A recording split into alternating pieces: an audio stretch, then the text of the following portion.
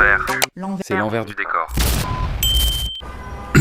Aujourd'hui, il faut que quelqu'un vous dise la vérité. Depuis des années, on vous vend un rêve. Des villas, des voyages, des placements de produits. Des créateurs qui semblent gagner en un mois ce que certains gagnent en plusieurs années. À force, tout le monde a fini par croire que YouTube est une machine à cash. Que plus tu as d'abonnés, plus tu gagnes d'argent. Que plus tu fais de vues, plus tu deviens riche. Mais la réalité est beaucoup plus brutale. En une année, les marques ont dépensé plus de 519 millions d'euros dans l'influence en France. Plus d'un demi-milliard. Et pourtant, derrière les têtes d'affiche, le créateur moyen gagne moins que le SMIC. Oui, moins que le SMIC. Et le plus choquant, c'est qu'un créateur avec 20 000 abonnés peut très bien vivre de son activité, pendant qu'un autre, avec 300 000 abonnés, n'arrive même pas à en vivre. Pourquoi ? Parce qu'il existe une loi invisible qui décide qui s'enrichit et qui galère sur YouTube. Et cette loi n'a presque rien à voir avec le nombre d'abonnés. Le nombre d'abonnés est devenu l'un des plus grands mensonges de l'industrie. On lui donne une importance qu'il n'a pas. On l'a transformé en symbole de richesse, alors qu'en réalité, ce n'est qu'un chiffre. Un chiffre parfois totalement trompeur. Quand on demande aux créateurs combien ils gagnent, c'est toujours flou. Certains parlent du chiffre d'affaires, d'autres du salaire, d'autres de la trésorerie de leur société. Mais ce qu'on ne voit pas, ce sont les charges, les impôts, les coûts de production, les monteurs, le matériel, les déplacements. Résultat, le public croit voir de l'argent partout, alors qu'en réalité, une grande partie des créateurs survit à peine. Une étude menée en 2024 sur près de 1300 créateurs en France montre un revenu médian d'environ 1 600 € par mois. Et 2/3 des créateurs gagnent moins de 5 000 € par an. Par an. Pendant ce temps, le marché explose. 323 millions en 2022. 460 millions en 2023. 519 millions en 2024. Et ça continue de monter. Alors, où va l'argent ? Il va là où vous ne regardez jamais, dans la rareté. Voilà la vraie loi invisible. L'offre et la demande. Sur YouTube, ce n'est pas le volume seul qui fait l'argent, c'est la valeur économique de l'audience. Si tu fais du contenu finance, business, logiciel, fiscalité, tech, les annonceurs paient cher parce qu'un client dans ces secteurs vaut beaucoup d'argent. Si tu fais du gaming ou du divertissement, il y a énormément de créateurs, donc les marques ont le choix et les prix baissent. Voilà pourquoi 2 créateurs avec le même nombre de vues peuvent gagner des montants radicalement différents. L'un attire une audience rare, l'autre attire une audience remplaçable. C'est brutal, mais c'est vrai. Et c'est pour ça que tant de créateurs se sous-vendent. J'en vois avec 50 000 abonnés et 100 000 vues par vidéo vendre une intégration 500 € alors qu'elle pourrait en valoir 2500, 3000 ou plus. Pourquoi ? Parce qu'ils ne comprennent pas à quel jeu ils jouent. Ils voient leurs vues, leurs likes, leurs abonnés, mais ils ne comprennent pas leur valeur sur le marché. En face, les marques, elles, comprennent très bien. Certaines profitent du flou. D'autres testent jusqu'à trouver le prix le plus bas. Et comme le créateur n'a pas de repère, il accepte. Il accepte parce qu'il a peur. Peur de perdre la marque. Peur de demander trop.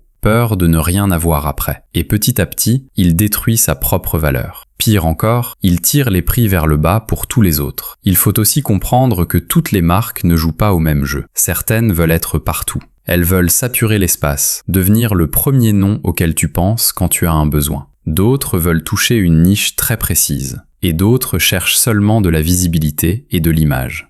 Si un créateur ne comprend pas ce que la marque veut vraiment, il négocie dans le noir, et il perd. Il y a aussi des niches qui font rêver de l'extérieur, mais qui rapportent très peu. L'automobile, par exemple. Vu de loin, on voit les voyages, les essais, les événements VIP. On croit que tout le monde est payé. En réalité, beaucoup reçoivent surtout de l'accès, pas du cash. On les invite, on les traite bien, mais l'argent ne suit pas. Et donc, certains créateurs avec des centaines de milliers d'abonnés gardent quand même un vrai boulot à côté. Voilà la vérité. Dans l'influence, l'apparence de richesse n'est pas la richesse. Le vrai sujet, ce n'est pas combien d'abonnés tu as. Le vrai sujet, c'est combien de marques ont réellement besoin de ton audience et combien elles sont prêtes à payer pour l'atteindre. Le succès durable ne revient pas forcément aux plus gros. Il revient à ceux qui comprennent leur marché, leur positionnement, leur rareté et leur valeur. Les autres courent après les vues, s'épuisent, se sous-vendent et finissent souvent par abandonner. Tu viens de comprendre comment fonctionne réellement l'argent dans l'influence.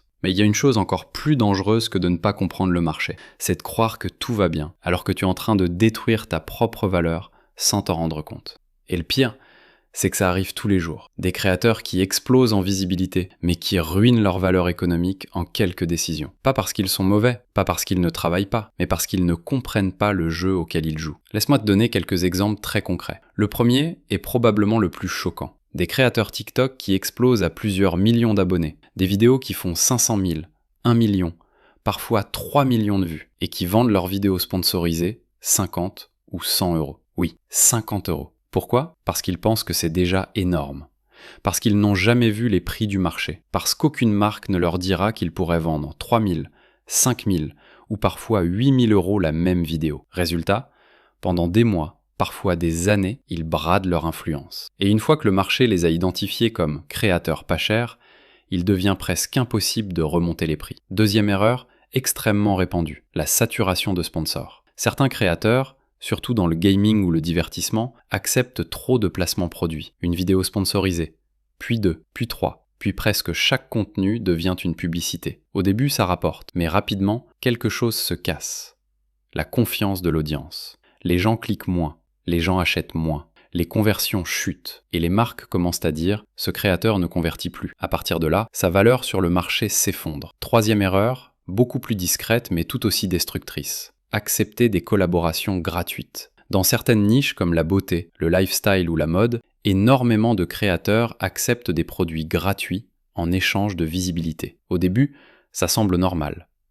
On reçoit un produit, on fait une vidéo. Mais progressivement, les marques s'habituent à ne plus payer. Et quand le créateur veut enfin être rémunéré, on lui répond « mais les autres le font gratuitement ». En quelques mois, toute une niche peut se retrouver dévalorisée. Quatrième erreur, signer trop tôt. Certains créateurs signent des contrats d'exclusivité avec une agence, une plateforme ou une marque sans comprendre les implications. Sur le moment, ça semble sécurisant. Mais parfois, ces contrats bloquent toutes les opportunités pendant des mois, voire des années. Le marché évolue, les prix montent, les créateurs comparables gagnent 2 ou 3 fois plus. Mais eux sont bloqués. Et enfin, il y a l'erreur la plus grave, détruire sa crédibilité. Promouvoir des produits douteux, des arnaques crypto, des plateformes de trading frauduleuses, des casinos illégaux. Sur le moment, l'argent est facile, les marques paient très cher, mais la confiance de l'audience, elle, ne revient jamais complètement. Et dans l'influence, la confiance est la monnaie la plus précieuse.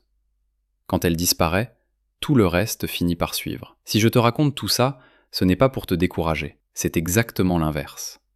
Parce que comprendre ces erreurs, c'est comprendre comment les éviter. Et dans un marché où la majorité des créateurs avancent à l'aveugle, ceux qui comprennent les règles prennent une avance énorme. L'influence peut être une carrière incroyable, mais seulement si tu comprends que ce n'est pas un jeu de vue, c'est un jeu de valeurs. Et ceux qui apprennent à protéger leurs valeurs deviennent presque impossibles à remplacer. Les autres finissent souvent par disparaître sans comprendre pourquoi. Bienvenue dans l'envers du décor.